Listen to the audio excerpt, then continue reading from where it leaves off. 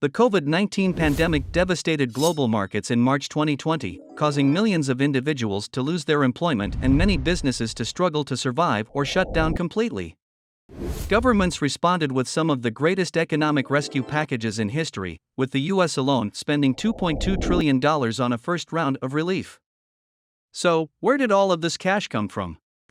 To avoid political influence, most countries have a central bank that oversees the money supply and is independent of the government. The government can implement a variety of economic policies, such as lowering taxes and creating jobs through public infrastructure projects, but it cannot simply boost the money supply. The central bank controls how much money is in circulation at any given time. So, why can't central banks print unlimited amounts of money to assist a struggling economy? They could, but that is a short-term answer that does not necessarily enhance long-term economic growth and may possibly harm the economy. Why, with more money in circulation, makers of things like food, clothing, and automobiles could simply raise prices to meet demand rather than producing more of these goods and generating more jobs? This means you can't buy as much with the same amount of money. Inflation is a term used to describe this condition. Inflation of around 2% per year is considered a sign of economic health, but more can quickly wreck an economy.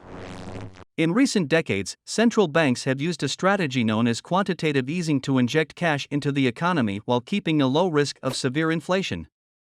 In this technique, a central bank improves cash flow by purchasing bonds from another entity. Bonds issued by firms or governments are available to anyone. When you purchase a bond, you are essentially lending money to a corporation or government with the assurance that it will be repaid with interest later. This is why purchasing bonds is often known as purchasing debt. When a person purchases a bond, they are using money that is already in circulation. When the central bank purchases a bond, it essentially generates cash by supplying money that did not previously exist. During the 2008 financial crisis, both were exchanged for bonds. In 2020, the Federal Reserve Bank of the United States purchased Treasury bonds from the United States government. Many people have historically purchased these bonds as a certain type of investment, knowing that the United States government would repay them with interest. In early 2020, the Federal Reserve agreed to buy limitless Treasury bonds, lending the United States government an unprecedented amount of cash, which it used to pay relief programs such as stimulus checks and unemployment assistance.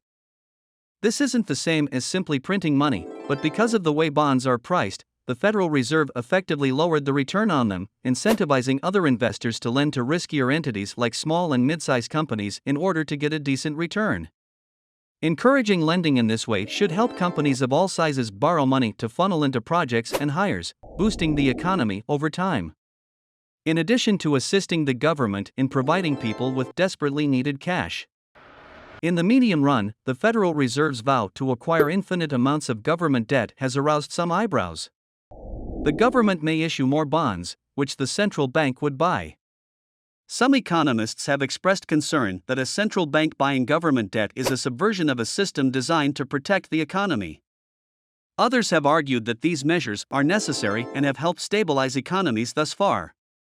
Though quantitative easing has been increasingly popular in recent years, it is still relatively new, and the possible implications are still emerging. In any case, learn how the Federal Reserve establishes the value of the currency.